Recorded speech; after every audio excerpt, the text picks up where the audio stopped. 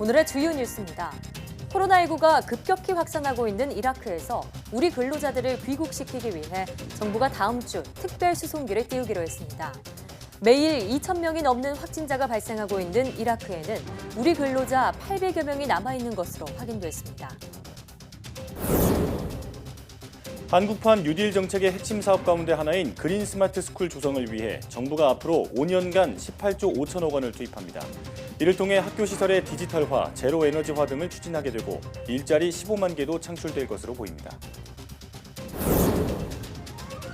러시아 정부가 후원하는 해커 집단이 코로나19 백신 연구 성과 탈취를 시도했다고 미국과 영국, 캐나다 정부가 발표했습니다. 러시아는 크렘린궁이 직접 나서 해커와 자신들은 아무런 관련이 없다며 의혹을 전면 부인했습니다. 마스크 착용 등 방역 정책을 놓고 미국 내에서 혼선이 계속되고 있습니다. 뉴욕주가 대대적인 마스크 착용 캠페인에 나서는 등 공공장소 마스크 착용을 의무화하는 주들이 늘어나는 반면 조지아주는 마스크 착용 의무화를 금지하는 행정명령을 내렸습니다. 브라질에서 코로나19 확산세가 계속되면서 누적 확진자가 200만 명, 사망자도 7만 6천 명을 넘어섰습니다. 브라질 남부 지역 18개 도시는 앞으로 9일간 도시를 봉쇄하고 모든 비필수 업종의 영업을 금지하기로 했습니다.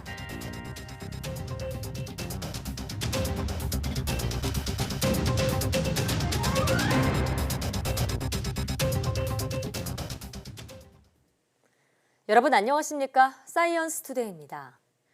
정부가 코로나19 상황이 급격하게 악화하고 있는 이라크에서 우리 근로자들을 귀국시키기 위해 다음 주에 특별수송에 나서기로 했습니다. 정세균 국무총리는 중앙재난안전대책본부 회의에서 최근 해외 유입 확진자 가운데 상당수는 우리 기업이 수주한 이라크 건설 현장에서 일하고 있는 근로자들이라고 밝혔습니다. 또 현재 이라크에서는 매일 2,000명이 넘는 확진자가 나올 정도로 코로나19 기세가 맹렬하다며 감염병 위협에 노출된 우리 근로자의 안전과 건강을 보호하는 것이 국가의 기본 책무라고 말했습니다. 그러면서 정부는 이라크 근로자들의 조속한 귀국을 돕기 위해서 이르면 다음 주부터 특별수송에 나설 것이라고 설명했습니다. 정세균 국무총리는 현재 이라크에는 우리 근로자 800여 명이 남아있다며 외교부와 국토부 등 관계부처는 중국 우한이나 이탈리아 교민 이송 경험을 거울 삼아 일련의 지원에 소홀함이 없도록 하라고 지시했습니다. 정 총리는 또 각 지자체가 사회적 거리두기 단계를 탄력적으로 조정할 수 있도록 세부 지침을 명확하게 정하겠다고 밝혔습니다.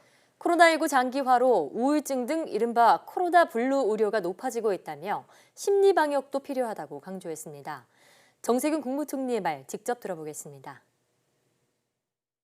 2주 전 정부는 사회적 거리두기 단계를 명확히 제시하고 지역별로 차등 적용할 수 있도록 한 바 있습니다.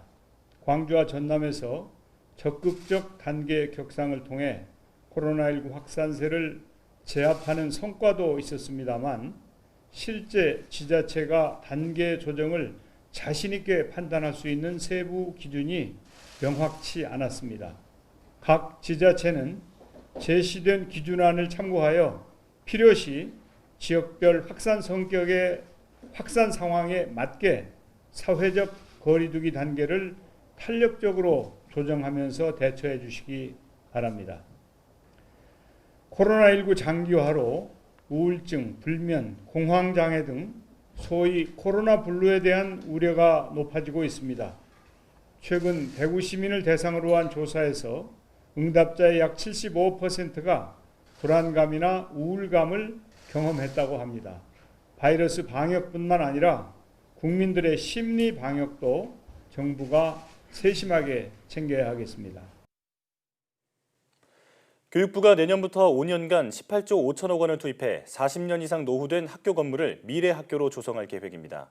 유은혜 부총리 겸 교육부 장관은 제로에너지 분야 선도 학교인 서울공항고를 방문해 한국판 뉴딜의 대표 사업인 그린스마트 미래학교 사업 계획을 발표했습니다. 교육부는 지방재정 부담을 덜어주기 위해 학교 시설의 제로에너지화, 디지털화를 위해 추가되는 사업비 등 전체 사업비의 30%인 5조 5천억 원을 국비로 지원할 계획입니다. 또 노후시설 증가 추세와 재정 여건 등을 고려해 2026년부터 2단계 사업을 추진할 계획입니다. 교육부는 그린 스마트 미래학교 사업 추진으로 15만 명의 일자리 창출 효과가 있을 것으로 예상했습니다. 유은혜 부총리는 그린 스마트 미래학교 사업은 한국판 뉴딜의 대표 과제로서 미래 교육으로의 전환을 견인할 신성장 동력이 될 것이라고 밝혔습니다. 휴대전화 등에 쓰이는 필름 소재는 선명도와 빛의 굴절률이 중요한데요. 국내 연구진이 세계 최고 수준의 굴절률을 갖는 투명 플라스틱 필름을 개발했습니다.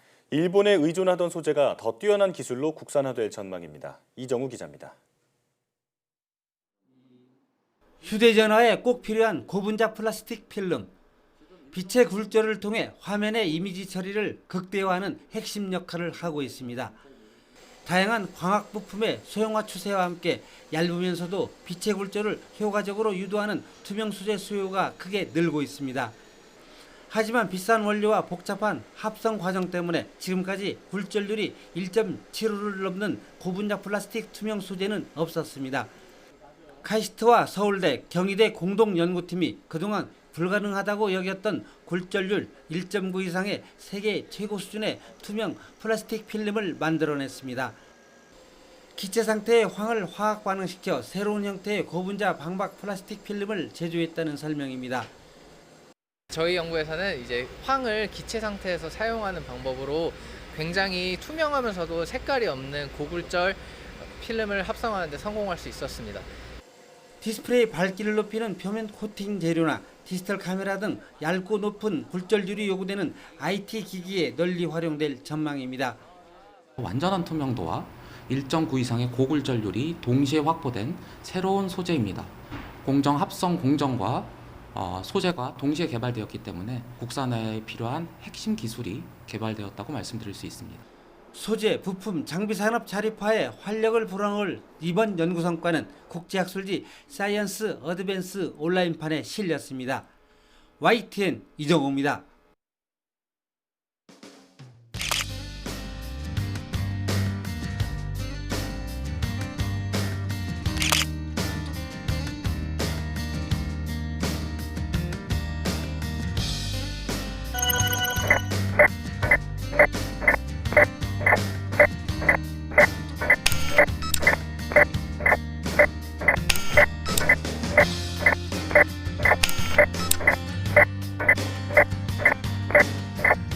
Three, two, one.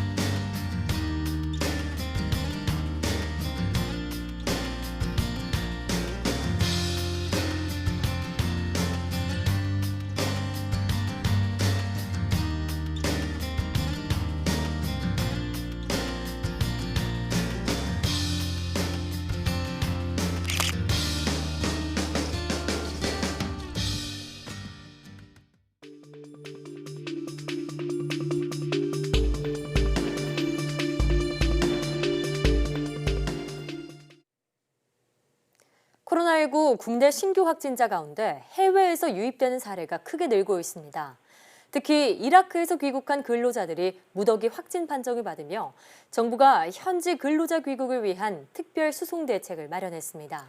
고려대학교 학학대학 김정기 교수와 연결해서 자세히 알아보겠습니다. 교수님 나와 계십니까? 네, 안녕하세요. 네. 해외 유입 확진자 증가가 걱정스러운 상황입니다. 특히 이라크에서 입국한 근로자가 대거 확진된 상황인데요. 우리 근로자들 사이에서 집단 감염이 발생한 거다 이렇게 봐야 할까요? 네, 그렇죠. 이라크는 공식적으로 누적 확진자 수가 8만 6천 명에 달하고 있고요. 최근 1일 확진자 수가 2천 명 수준을 넘는 걸로 알려져 있거든요. 이게 공식적인 1일 확진자 수가 2에서 3천 명 수준인 거지 실제로는 확진이 안 된 감염자가 훨씬 더 많다라고 보고 있습니다. 예. 이렇다 보니까 이라크 내부에서 감염될 확률은 상당히 높다 이렇게 말씀드릴 수 있고요. 그렇다 보니까 이라크 건설 현장에서 근무하고 계시는 우리 근로자분들도 예외는 아니다 이렇게 봐야 되겠죠. 예. 자, 그리고 또 우려되는 점이 이분들이 출국 전 검역도 받지 않았다고 합니다. 그렇다면 함께 비행기를 타고 온 다른 탑승객들도 감염 위험이 있지 않을까 싶은데 어떻게 보시나요? 최근에 국가 간 이동 시에 비행기 탑승 전 검역이 이루어지는 것을 세계보건기구도 강력히 권고하고 있는 상황이거든요. 예. 근데 출국 전에 검역이 현지에서 이루어지지 않았다라고 하는 것은 그만큼 이라크의 국가 방역 시스템에 상당히 문제가 있다 이렇게 생각을 하고 있고요. 예. 이라크로부터 입국하신 분들 가운데 현재까지 총 34분이 확진된 걸로 알려져 있거든요. 잠복기를 고려해 볼 때는 확진자 수가 더 늘어날 걸로 보고는 있는데 그렇다 보니까 이틀 전 이라크로부터 이제 국내로 입국한 그 탑승객 중에서 감염자가 많다는 얘기고요. 비행기 내에서 마스크를 얼마나 잘 쓰고 계셨는지는 모르겠으나 아무래도 이제 그 비행기 내부에서는 여러 가지 요건상 그 마스크 착용에 소홀한 부분도 있을 걸로 추정이 됩니다. 그래서 비록 이라크 출국 전에 감염이 안 되었던 분들 중에도 비행기 내에서 감염됐을 가능성은 충분히 있다 이렇게 생각을 하고 있고 예. 말씀하신 것처럼 다른 탑승객분들도 안심할 상황은 아니다 이렇게 보고 있습니다. 예, 접촉자에 대한 철저한 추적과 관리가 필요하겠습니다. 자, 현재 해당 지역에 남아있는 한국인 근로자가 800여 명이라고 하는데요. 정부가 남은 근로자들을 다음 주부터 특별 수송하겠다고 밝혔습니다. 혹시 이때 주의할 점이 있다면요? 특별수송에 의해 입국하실 분들 중에도 특별기 탑승 전 검역이 이루어질 거라고는 생각이 되고 있습니다. 지금 단계에서는. 예. 근데 탑승 전 검역 과정에서 이상이 없더라도 무증상으로 감염돼서 들어오시는 분들이 분명히 계실 걸로 판단을 하고 있습니다. 그래서 이제 물론 이게 적절한 대책이 없으면 문제가 될 수 있는데 예. 현재 해외 입국자를 대상으로 전수 진단 검사를 하고 있고요. 더군다나 이제 2주간 격리를 하고 있기 때문에 적절한 조치가 나름 이루어지고 있다 이렇게 판단을 하고 있고 예. 과거에 우한이나 이탈리아로부터의 특별 수송을 했던 어떤 경험이 있기 때문에 큰 문제는 없지 않을까 이렇게 생각을 하고 있습니다. 예. 자, 세계적으로 코로나19가 수그러들고 있지 않기 때문에 이런 해외 유입 위협도 앞으로 지속될 것으로 보이는데요. 효과적으로 대응할 방법 몇 가지 일러주시죠. 기본적으로는 외국인의 입국을 금지하는 것이 방역적인 측면만 봤을 때는 가장 효과적이라고 할 수 있습니다. 네, 하지만 현실적으로 여러 가지 면을 고려했을 때 이러한 방법은 불가능하고요. 예. 가능한 범위 내에서는 외국인 입국자 수를 가능한 한 이제 줄이는 방법이 효과적이지 않을까 이렇게 생각을 하고 있는데 예. 이러한 조치의 일환으로 최근에 비자 제한이라든가 항공편 통제라든가 더군다나 이제 PCR 음성 확인서 제출이라든가 이런 조치들이 지금 강구가 되고 있거든요. 네. 그래서 이런 것들이 어떤 지금 말씀하신 해외 입국으로부터의 어떤 감염자 확산 또는 확진자 수를 감소시키려고 하는 어떤 방역 당국의 조치가 아닐까 이렇게 생각을 하고 있습니다. 예. 자, 그런가 하면 광주에서는 한 휴대폰 대리점에서 확진자가 다수 발생했습니다. 코로나19 바이러스가 폐쇄된 공간에서 열흘 넘게 살아있었다 이런 검사 결과가 나왔는데요. 이 바이러스가 검출된 곳이 에어컨 필터라고 하는데 일단 코로나19 바이러스가 이렇게 열흘 이상 오랜 기간 생존하는 게 가능한 일인가요? 지금 말씀하신 부분은 지난 4일 그 폐쇄됐던 광주의 대리점에서 대리점이죠. 환경검체 검사 결과 에어컨 필터에서 코로나19 바이러스가 검출됐다라는 내용인데요. 이번에 검출한 거는 살아있는 바이러스를 검출했다라고 보기에는 좀 어렵고 바이러스 유전 물질이 검출됐다라고 보는 게 더 적절할 것 같습니다. 그래서 검체에 있는 바이러스가 생존력이 있는지 없는지에 대해서는 별도의 추가 검사가 필요한 상황이고요. 따라서 이 부분은 바이러스가 열흘 넘게 살아있었다라고 말하는 거는 맞지 않는 것 같고 현 단계에서는 바이러스의 유전 물질이 검출됐다라고 보는 게 더 맞을 것 같습니다. 예. 하지만 바이러스가 이게 에어컨 필터로 들어갔다라고 보는 거는 맞거든요. 예. 그래서 이게 어떤 공기 순환에 의해서 바이러스가 환경에 있던 공기 중에 있던 것이 에어컨 필터 쪽으로 들어갔다 이렇게 생각을 하시면 될 것 같습니다. 예. 자, 그러면은 에어컨을 통한 공기 전파 가능성에 대해서는 어떻게 보고 계신가요? 제가 여러 번 말씀드린 적이 있는데 코로나19 바이러스가 비록 비말에 의해서 주로 전파가 됩니다. 근데 물리적인 요인, 가령 지금 말씀하신 것 같은 어떤 에어컨이라든가 아니면 환기장치에 의해서 공기가 순환될 경우에는 그 공기 순환의 흐름을 타고서 일정 범위 내에서 공기 전파는 가능하다 이렇게 생각을 하고 있습니다. 예. 근데 여기서 또 한 가지 우려스러운 부분은 다만 그렇다라고 해서 에어컨 온도를 높이거나 가동을 제한한다라고 그러면 요즘 날씨가 굉장히 덥기 때문에 마스크를 제대로 착용하지 않는 결과를 초래할 수가 있거든요. 그렇죠. 이 경우에는 오히려 감염을 더 촉진시킬 가능성이 높다. 그래서 일례로 일부 학교에서는 에어컨에 의한 공기 전파 우려 때문에 에어컨 가동을 굉장히 제한적으로 한다는 얘기를 들은 적이 있거든요. 그래서 이러한 경우는 매우 우려스럽다 이렇게 생각을 하고 있고요. 비록 에어컨이나 어떤 환기 장치에 의해서 이 공기 전파를 일정 부분 하더라도 에어컨을 잘 가동하고 그 실내에서 마스크를 제대로 잘 착용하는 것이 에어컨을 제한적으로 하거나 마스크를 안 쓰는 것보다는 훨씬 더 효과적이지 않을까 이렇게 생각을 하고 있습니다. 자, 오늘도 코로나19 브리핑 함께 했는데요. 이제 주말입니다. 나들이 가더라도 마스크 착용과 거리 두기 잊지 않아야겠습니다. 지금까지 고려대학교 역학대학 김정기 교수와 함께했습니다. 오늘 말씀 잘 들었습니다. 감사합니다.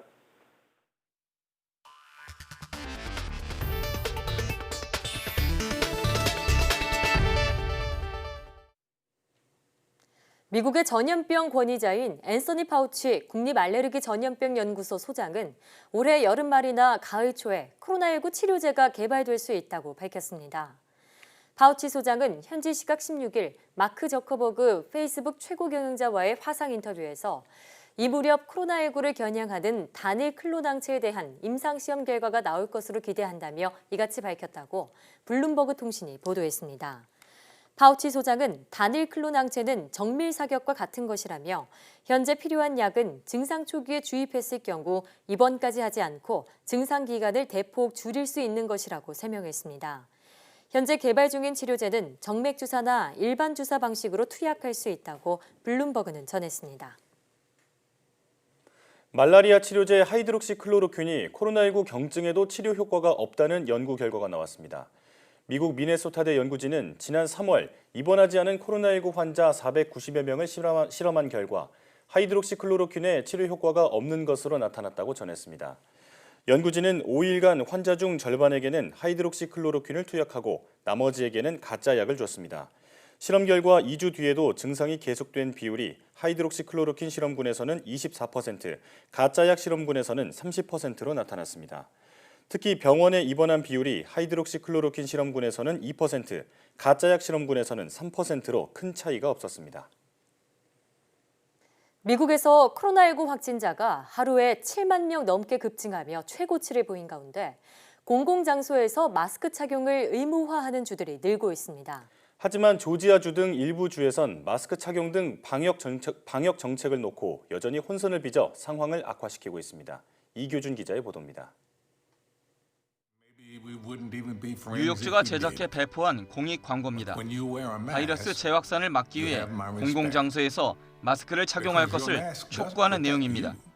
이 영상 제작에 모건 프리먼과 로버트 드니로 등 유명 영화 배우들이 대거 참여했습니다. 대대적인 캠페인과 함께 공공장소에서 마스크 착용을 의무화하는 주도 꾸준히 늘고 있습니다. 엘라바마주가 마스크 착용 의무화에 합류했고 아칸소와 콜로라도주도 행정명령을 내렸습니다. Look, we have a choice in Colorado. Either more mask wearing and more attention to social distancing or more damage to our economy and loss of life. 반면 브라이언 캠프 조지아주 주지사는 마스크 착용 의무화를 금지하는 내용의 행정명령에 서명했습니다.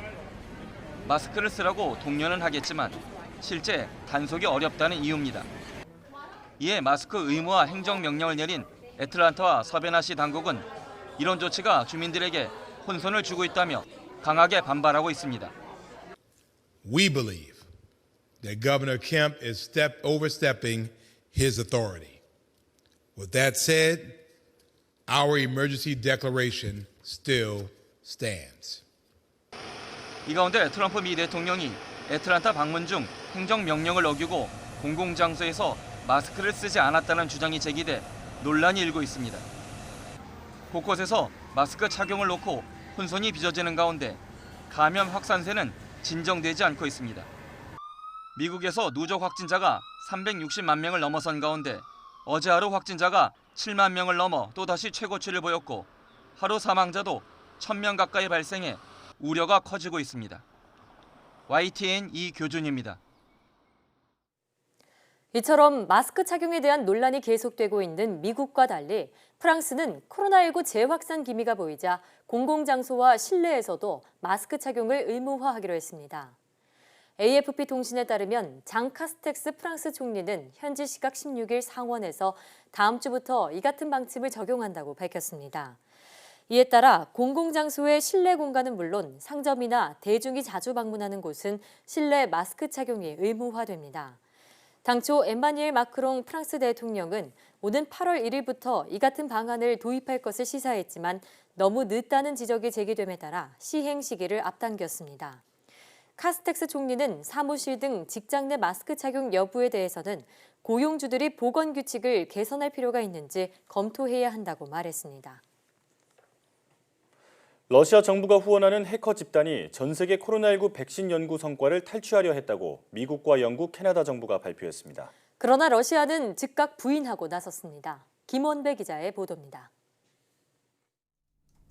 코지베어로 알려진 해커 그룹 APT29가 학계와 제약업계의 코로나19 연구 성과를 해킹하려 했다고 영국과 미국 그리고 캐나다 정부 관리들이 밝혔다고 현지 시각 16일 외신들이 전했습니다. 코지베어는 2016년 미국 대선 당시 민주당을 해킹한 의혹을 받고 있으며 러시아 정보기관의 일환으로 활동하는 것으로 추정되고 있습니다. 영국 국립사이버보안센터는 성명에서 코로나 바이러스 팬데믹, 즉 세계적 대유행과 싸우는 필수적인 노력에 대한 비열한 공격을 규탄한다고 말했습니다. 도미닉 라브 영국 외무장관은 러시아 정보기관이 팬데믹에 맞서 싸우는 기관을 목표로 한 것은 용납할 수 없는 일이라고 지적했습니다. We've released a statement indicating that we know that the Russian intelligence agencies have been targeting, in terms of cyber attacks, against efforts across those three countries. 라브 외무장관은 영국과 동맹들이 백신을 찾고 글로벌 보건을 지키기 위한 힘든 노력을 계속하는 와중에 다른 이들은 무모한 행동으로 이기적 욕심을 추구하고 있다고 러시아를 비판했습니다. 영국 국립사이버보안센터는 해커들이 스피어 피싱, 즉 특정 대상을 목표로 하는 피싱과 일반적인 멀웨어, 즉 악성 소프트웨어를 포함해 다양한 수법과 기술을 활용했다고 전했습니다. 아울러 이들이 코로나19 백신 연구 개발 관련 기관에 대한 공격을 지속할 것으로 내다봤습니다. 그러나 러시아는 즉각 반박하고 나섰습니다. 드미트리 페스코프 크렘린궁 대변인은 타스 통신에 러시아는 누가 영국의 제약회사와 연구소들을 해킹했는지에 대한 정보를 갖고 있지 않다면서 러시아는 그러한 시도와 아무런 연관이 없다고 주장했습니다. YTN 김원배입니다. 브라질에서 코로나19 확산세가 계속되며 누적 확진자가 200만 명, 사망자도 7만 6천 명을 넘어섰습니다. 통계 사이트 월드오미터에 따르면 브라질의 누적 확진자는 201만 명으로 전날보다 4만여 명 늘었습니다. 사망자 역시 하루에 1,000여 명씩 늘면서 지금까지 7만 6천 명을 넘었습니다. 경제활동 재개로 코로나19 피해가 급증하면서 사회적 격리를 다시 강화하는 지역이 늘고 있습니다. 남부 산타 카타리나주의 18개 도시 시장들은 도시 봉쇄 조치를 동시에 실시하기로 했습니다. 이 조치는 9일간 계속되며 이 기간 비필수 업종에 속하는 모든 업체의 영업이 금지됩니다. 지난 3월에 발견된 니오와이즈 혜성은 꼬리까지 볼 수 있는 혜성인데요. YTN이 이 혜성을 인천 송도의 밤하늘에서 포착했습니다. 영상으로 함께 보시죠.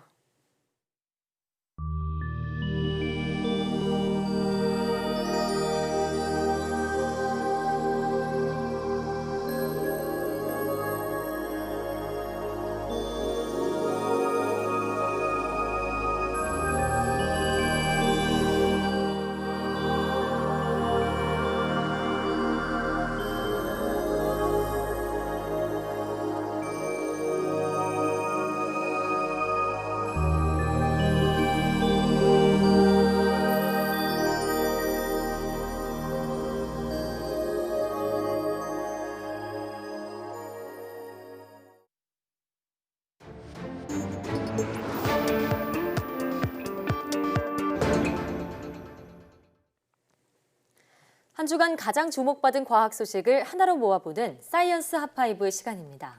이번 주에는 어떤 이야기가 시청자들의 눈길을 끌었을지 궁금한데요. 이동훈 기자와 함께하겠습니다. 어서 오십시오. 어서 오세요.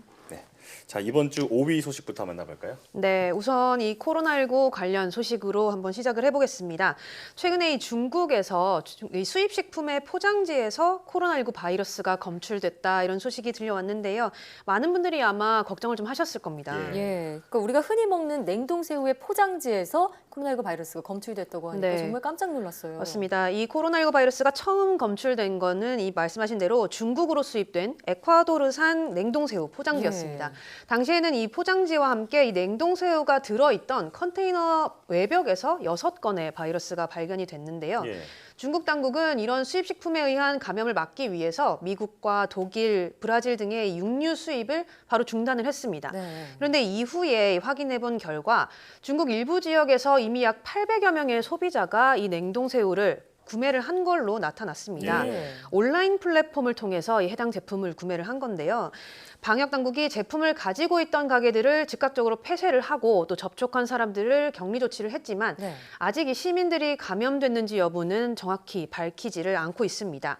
그나마 이 다행인 점이라면 이 냉동식품 포장지로 인해서 사람이 감염될 확률은 이 사람 간의 감염 확률보다 낮다라는 건데 우리 방역 당국도 여기에 대해서 이 바이러스가 실제 사람을 감염시키는 그런 살아있는 바이러스다라고 단정 지을 수는 없다 이런 입장을 밝히기도 했습니다. 그랬군요.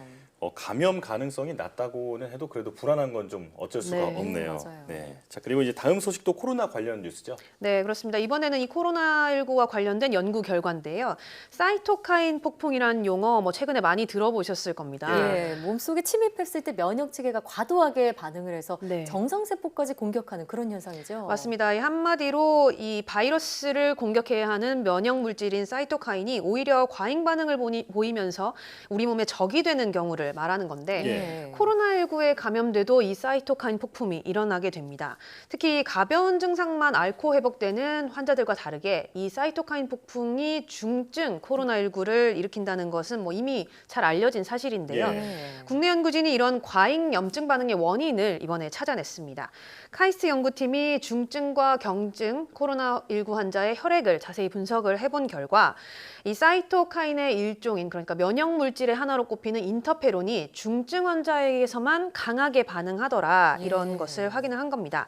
이 인터페론이라는 물질은 주변 세포들이 바이러스에 대응할 수 있도록 도와주는 역할을 하는 이렇게 착한 사이토카인으로 알려져 왔었는데 이 코로나19 환자에게서는 오히려 이렇게 과도한 염증 반응을 일으켜서 중증으로 이어질 수 있게 하는 그런 어떤 원인이 될 수 있다는 거죠. 예. 자, 그렇다면 이 연구 결과가 치료 방법에도 영향을 줄 수 있을까요? 네, 그동안 이런 사이토카인 폭풍이라는 과잉 염증 반응이 일어나면 특정 표적이 없는 이 항염증, 광범위한 항염증 약물을 사용을 했습니다. 그런데 앞으로 인터페론만을 표적으로 하는 새로운 치료 방법을 고려할 수 있게 된다는 거고요. 이렇게 되면 중증 환자의 생존율을 좀 높이는데 도움이 될 것으로 기대를 하고 있습니다. 그렇군요. 그러니까 젊고 건강한 사람도 코로나19와 같은 바이러스에 노출됐을 때 위험해질 수 있는 이유가 이런 사이토카인 폭풍 때문이잖아요. 이를 막을 수 있는 치료법의 개발이 머지않았기를 바랍니다. 자, 다음 소식은 어떤 건가요? 네, 이번 주 스마트 라이프에서 저희가 이 시각장애인을 위한 IT 기술에 대해서 살펴봤습니다. 많은 분들이 이 디지털 격차를 줄이는 이런 다양한 기술들에 관심을 가져주셨습니다. 보통 앞이 안 보이는 분들은 그 게임을 하기는 좀 어렵다. 우리가 이렇게 알고 있었는데 새로운 기술을 이용해서 이제는 그 시각장애인들도 다양한 게임을 즐길 수 있다. 굉장히 놀라운 소식이었죠. 네, 그렇죠. 이 시각장애인들이 선호하는 게임 유형에 크게 4가지가 있었죠. 먼저 소리로만 즐기는 오디오 중심의 게임이 있었고요. 또 이 글자를 읽어주는 기능이 있는 텍스트 중심의 게임, 또 이 선명한 소리로 정보를 파악할 수 있게 해주는 게임도 있었고요. 그리고 이 진동과 같이 다양한 형태로 피드백을 주는 어떤 격투 게임 형태의 이런 게임도 있었습니다. 물론 이 게임들은 어느 정도 앞을 보실 수 있는 이런 저시력자들을 위한 기술이긴 한데요. 앞을 전혀 볼 수 없는 전맹 시각장애인을 위한 게임도 있었습니다. 이 경우에는 이 스크린이 없는 대신에 점자를 화면에 표시를 해서 손으로 읽을 수 있게 해준다거나 뭐 초음파를 이용을 해서 손에 진동을 느끼게 해주는 이런 예. 기술들이었죠. 예. 사실 뭐 이런 기술들은 비접촉을 선호하는 요즘 같은 시기에는 이 누구나 선호할 수 있는 그런 기술이기도 한데 맞아요. 이른바 뭐 따뜻한 IT 기술 이렇게 부를 수 있을 만큼 이런 기술의 발달이 좀 긍정적인 방향으로 가는 게 아닌가 이렇게 볼 수 있었죠. 네. 사실 시각장애인을 위한 게임이라는 거는 이전에는 생각해보지 못했던 그런 주제였는데요. 이를 가능하게 하는 기술이 바로 모두를 위한 기술이 아닌가 싶습니다. 네. 다음 소식은 어떤 건가요? 네, 이 여름철에 기온이 높아지면 함께 올라가는 게 있는데 그게 바로 오존 농도입니다. 예. 이번 주 이 날씨학 개론에서 이 오존에 대해서 자세히 알아봤는데 오존은 이 90%가 성층권에 분포하면서 자외선을 흡수해주는 우리에게 도움이 되는 물질입니다. 네. 그런데 문제는 이 지표면 가까이에 있는 일부 오존의 경우인데요. 네, 10%의 오존이요. 그렇죠. 네, 이 똑같은 물질이지만 우리 가까이 있는 오존은 산성이 아주 강합니다. 네. 그래서 이 고농도 오존에 노출이 되게 되면 눈과 호흡기 등을 자극을 할 수가 있습니다. 이런 지표면에 있는 오존은 인위적으로 생기는 경우가 많은데 이 자동차 배기가스 등에 포함된 질소산화물이라든가 휘발성 유기화합물이 있을 때 햇빛에 의해서 화학작용을 일으키게 되면 이 오존이 만들어지게 됩니다. 네. 이 맑고 건조한 날에는 이 오존 농도가 더 높아지게 되기 때문에 네. 여름철에 특히 주의를 해야 합니다. 네, 그러네요. 이 오존은 사실 그 살균제로도 쓰일 만큼 굉장히 맞아요. 독성이 강한 네. 물질이잖아요. 자, 몸에 해로운 물질이다 보니까 당연히 피하는 게 좋을 텐데 그런데 이게 마스크로도 걸러지지 않는다고요? 맞습니다. 저희가 요즘 많이 쓰는 이 KF 마스크 혹은 네. 뭐 황사용 마스크 등으로도 이 오존은 걸러지지가 않습니다. 일단은 오존 예보를 먼저 확인을 하시고 거기에 맞게 대응을 하시는 게 좋은데요. 이 오존 예보 같은 경우는 한국환경공단에서 제공하는 이 에어코리아 홈페이지를 보시면 바로 실시간으로 나타나게 돼 있고요. 예. 또 우리 동네 대기질이라는 애플리케이션이 있습니다. 이 예. 앱을 스마트폰에 설치를 하시면 오존 정보를 보실 수가 있습니다. 이 실시간 정보를 봤을 때 나쁨이면 나쁨 이상이다 이렇게 나오면 오후 시간대에 뭐 2시에서 5시 정도에는 장시간 야외 활동을 자제하시는 게 좋고요. 또 오존 경보가 발령될 경우에는 실외 활동 자체를 좀 자제하시는 게 좋다고 합니다. 네, 그럼 종합해보면 오후 2시부터 5시 사이에는 웬만하면은 불필요한 외출은 자제하는 게 좋겠습니다. 네. 자, 이번 주 가장 주목을 받은 소식 어떤 건가요? 네, 뭐 앞서도 만나봤지만 이 20여 년 만에 맨눈으로 꼬리까지 이 관찰할 수 있는 혜성이 나타났다는 소식이 들렸습니다. 네. 이 니오와이즈라고 불리는 C2020F3라는 혜성인데요. 7월 중순이면 뭐 직접 볼 수 있다 이런 소식이 들리면서 많은 분들이 관심을 가져주셨습니다. 네. 저희가 앞서 인천 송도에서 촬영한 네. 혜성 영상을 직접 보여드렸는데 네. 이걸 그 망원경이나 이런 게 없이도 맨눈으로도 볼 수 있다 이 말이죠? 그렇습니다. 바로 이번 주말이 가장 좋은 기회입니다. 주말이요? 예. 네, 이 니오와이즈 혜성이 지난 3일에 태양과 가장 가까운 지점인 이 근일점을 통과를 했고요. 네. 다음 주인 23일쯤에 이 지구에서 가장 가까운 약 1억 킬로미터 거리까지 다가올 것으로 예측이 됩니다. 네. 현재 이 혜성의 밝기가 1.3에서 2등급 정도인데 이 정도면 이 눈으로 직접 볼 수 있는 밝기입니다. 네. 그런데 이 한 주만 더 지나면 3등급 이상으로 이 혜성이 어두워지기 때문에 기상 조건만 좋다면 이번 주가 최적기라고 볼 수 있는 거죠. 그렇네요. 네. 네, 이 우리나라에서는 이 혜성을 일출 전에 북동쪽 하늘과 일몰 후에 해가 진 후에 북서쪽 하늘에서 맨눈으로 볼 수가 있습니다. 네. 특히 앞서 보신 것처럼 해가 진 후에는 혜성의 고도가 10도 이상으로 높아지면서 더 관측에 유리해지게 되는데 날씨가 맑은 날 좀 빛공해가 적은 곳, 예. 그러니까 뭐 도심과 좀 떨어져 있는 곳에 계시다면 좀 더 쉽게 관측을 할 수 있다고 합니다. 그렇군요. 이게 이렇게 우리나라에서 혜성의 꼬리까지 완전히 맨눈으로 볼 수 있었던 것은 이 1997년에 헤일밥 혜성 이후에 23년 만이라고 하거든요. 네. 그러니까 관심 있으신 분들은 이번 기회에 놓치지 않고 꼭 관측을 해보셨으면 좋겠습니다. 네. 네. 얼마 전에 부분 일식부터 이번 네. 혜성 관측까지 요즘 밤하늘 이벤트가 많은데요. 주말에 놓치지 말고 혜성 관측 꼭 해봐야겠습니다. 이동훈 기자와 함께했습니다. 오늘 말씀 고맙습니다.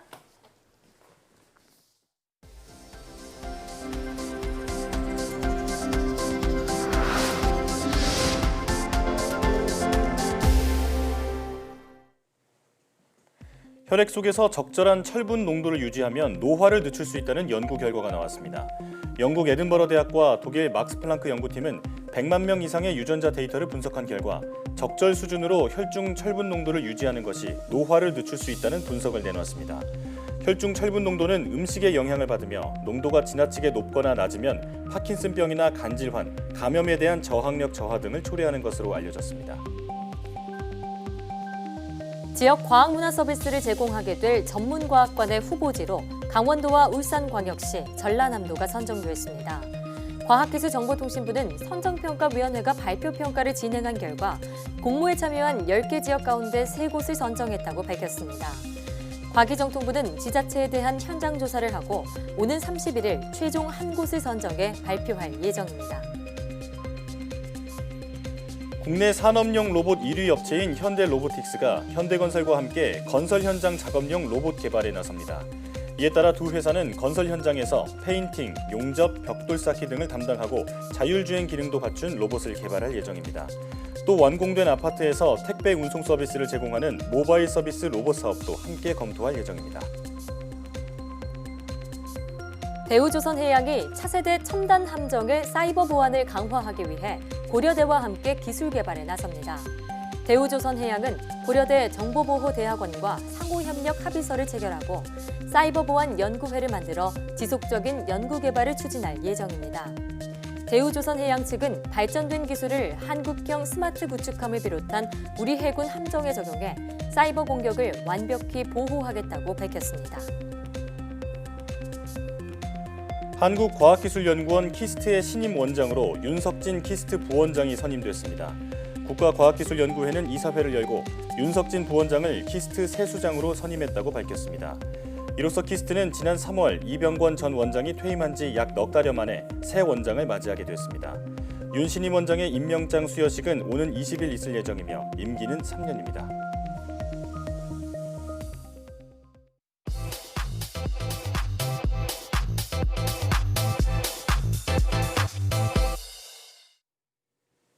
과학에 대한 모든 궁금증을 풀어주는 궁금한 S 시간입니다. 스테이크를 맛있게 굽는 방법은 뭘까요? 또 곁들여 먹는 채소를 더 건강하게 먹을 수 있는 방법도 있다고 하는데요. 네, 음식을 더 맛있게 즐길 수 있는 신기한 요리 과학에 대해 지금 바로 화면으로 만나보시죠.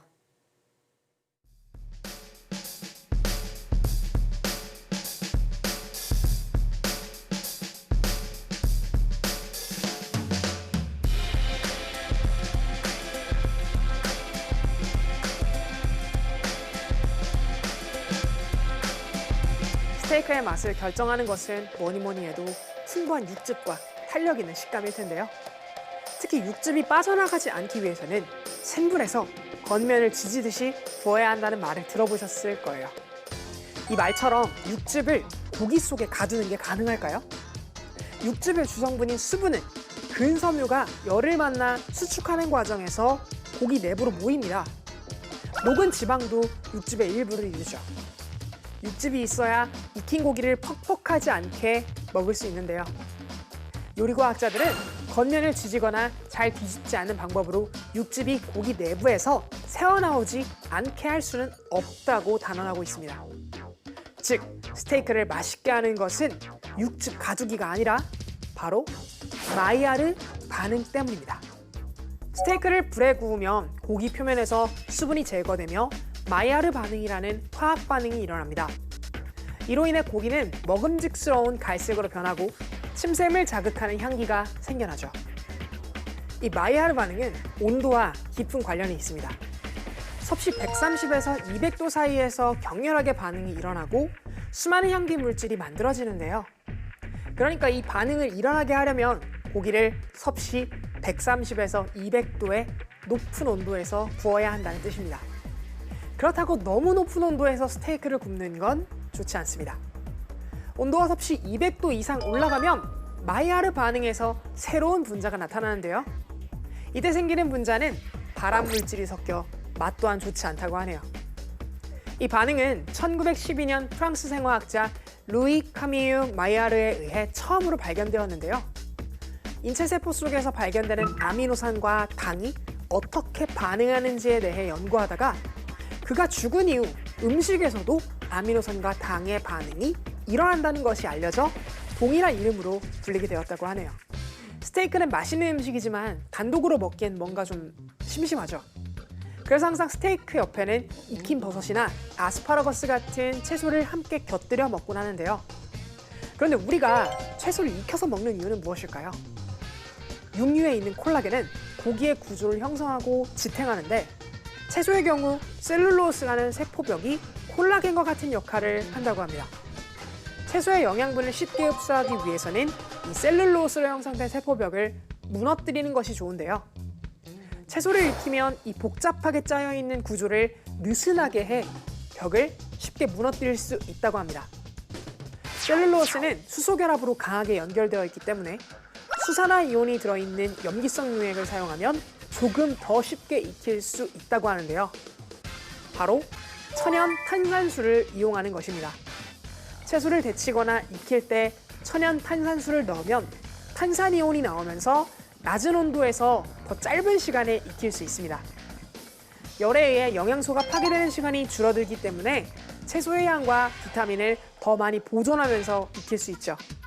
말린 채소는 셀룰로스 조직이 경화돼 조리 시간이 길어지는데 이때 탄산수를 넣고 익히면 조리 시간을 단축할 수 있다고 합니다.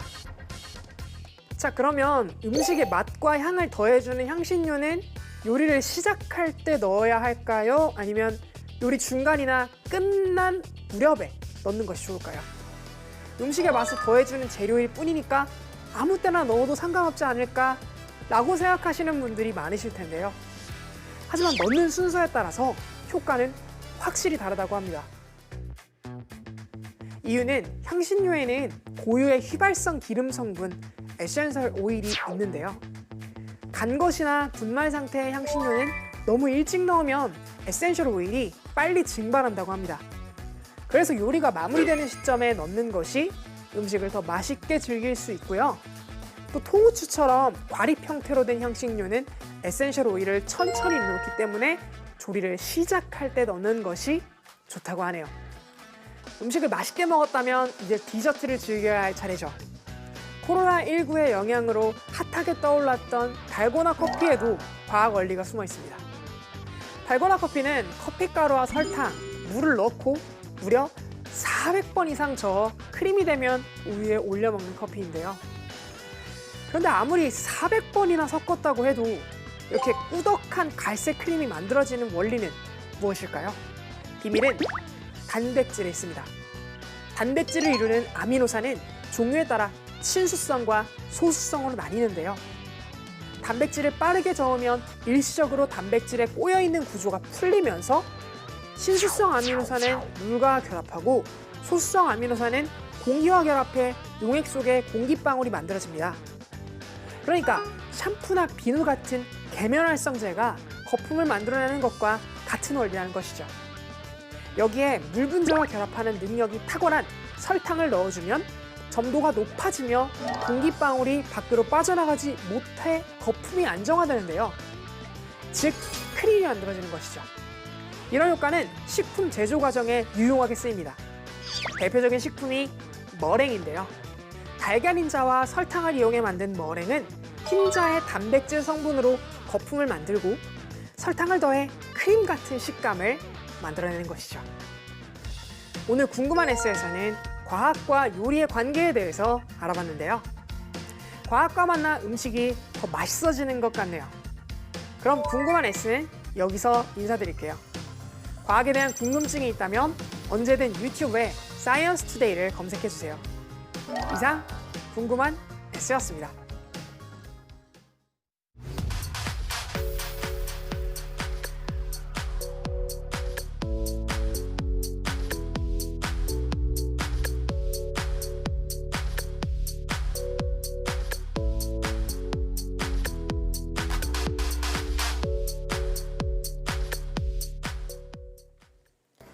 코로나19가 장기화하면서 우울증과 불안감을 호소하는 사람들이 늘고 있습니다.